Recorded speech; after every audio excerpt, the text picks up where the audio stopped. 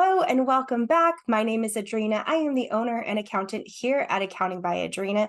And in today's video, I'm going to be sharing with you 5 fun facts you might not know about me. This is actually part 2. And so if you missed part 1, go ahead and go back to part 1, watch that first, and then come back here and watch part 2. I'll go ahead and link those down below. Typically on this channel, I talk about accounting, bookkeeping, QuickBooks. And so if you're looking for that, that is not this video. I'll go ahead and link down below the QuickBooks playlist of my videos so you can search and find what you're looking for. So I just thought, why not have some fun this summer and do some fun facts that you might not know about me? So we actually took the month of July off posting social media and YouTube videos. So I just thought it would be a fun time to kind of come back and share a little bit about me. And if you have a fun fact that I might not know about you, go ahead and write it down in the comments below. And let's jump right in. Number 1, I learned QuickBooks solely so I could start my own business. Now, let me give you a little bit of context. When I started off as an accountant, I used a very old system, very, very old. If you guys ever heard of DOS, yes, it was DOS based. I literally had to type in commands in order to print a report. And the report came on these very large green bar papers. So needless to say, the company was a little behind in their technology, and I had since brought them up to speed and used a proper accounting system. Then after that, I used basically these larger nonprofit corporate type accounting systems that were meant for larger organizations. And I knew that that was not going to help me when I started my business, when I was reaching out to entrepreneurs and smaller businesses, smaller nonprofits to be their bookkeeper or accountant. So I definitely hit the ground running when I learned QuickBooks, and I made it my goal to become a QuickBooks Certified Pro Advisor and to take all of the webinars, to take all of the courses, to do all of the seminars. I remember actually going in person to QuickBooks conferences, and hopefully I can go again this year, fingers crossed for that one.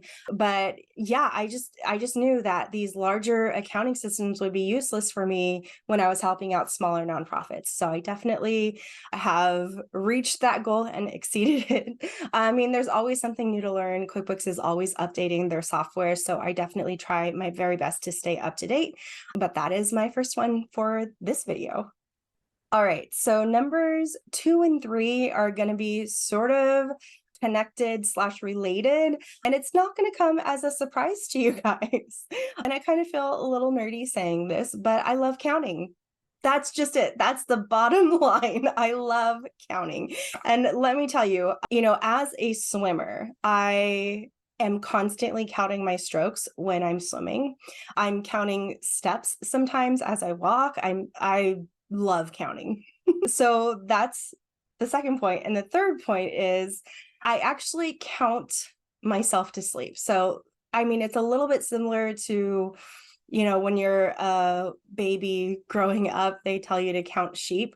So it's a little similar to that. But a while ago, I heard, so let me give you a little bit more context. I'm going to backtrack a little bit to college.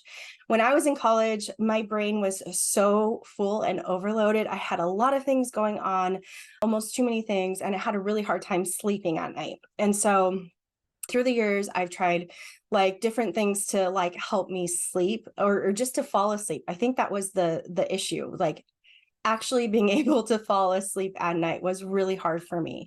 And since then, after grad school ended and I've recovered and everything from my jobs and all of that stuff, I was able to fall asleep and stay asleep through the night. So no problems, no issues. And then fast forward to the pandemic time, I think I had another hard time trying to fall asleep too. So during that time when I was researching different ways to fall asleep, I heard someone explain it that they count backwards from 300, and that helps them fall right to sleep. So I've been doing this for some time, so maybe a few years now. And what I find is I usually read before bed. So I like to read a chapter before bed. And then that kind of helps settle me and calm me down and everything. My phone is off airplane mode, everything's off. And when I hit the pillow, I start counting down from 300. And I honestly don't think I get past like 250. I'm asleep by then. So if you have a hard time falling asleep, maybe try that little trick. I think it has something to do with your like tiring your brain out or whatever the case may be. It's definitely helpful. So back to what I love, or just fun facts about myself, 2 and 3. I love counting.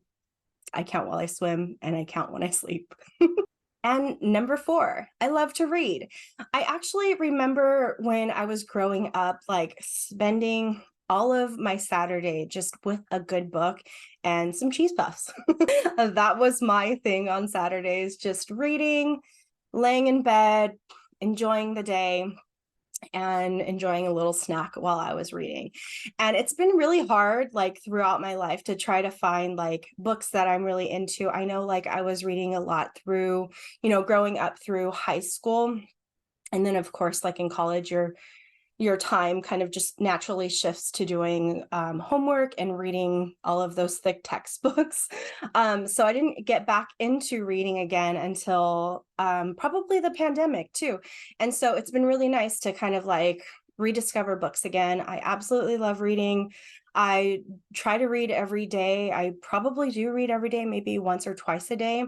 And I find like it's just such a fun escape. I also listen to audiobooks as well. So if I'm not reading a good book, I can listen to an audiobook while I'm on my walk or just going about everyday life when I'm doing chores or getting ready for the day or anything like that. I just love reading. I think it's just such a fun thing.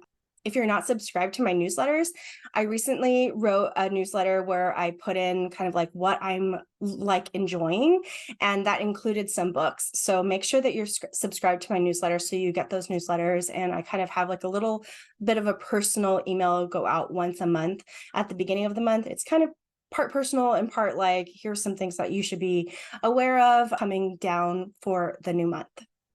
All right, and my last fun fact that you might not know about me is I have traveled to Indonesia about 5 to 6 times in my life, and I did an internship there for about 7 or 8 months. I think it was 7 months. And I like prepared like a year in advance to do that internship, and I was taking tutoring lessons to learn the language. And so that's kind of like embedded in me now. I have a really hard time when I'm around a bunch of Spanish speakers because my first inclination is to respond back in Indonesian, or I have to like really, really like watch myself, because if I don't, I'm just afraid that it's gonna be a reply back in Indonesian and everyone's gonna be like, what is she talking about? But yeah, that's another fun fact. And I absolutely loved Indonesia. If you have a chance to get there, I would highly recommend it. I know Bali is a really popular tourist location, but to be quite honest, like if you find some smaller villages like outside of Jakarta, or I was in Bandung for most of my time there, and the food is delicious, like the views are beautiful, the people are so lovely, and it was such a really wonderful time. So that's it for this video. I hope you enjoyed this kind of like summer series of fun facts that you might not know about me. Tell me in the comments below, what is a fun fact about you that I don't know about you? And just stay tuned. Make sure you're subscribed to my YouTube channel so you're the first to know of new YouTube videos coming out. Thanks, friends. I'll see you in the next one.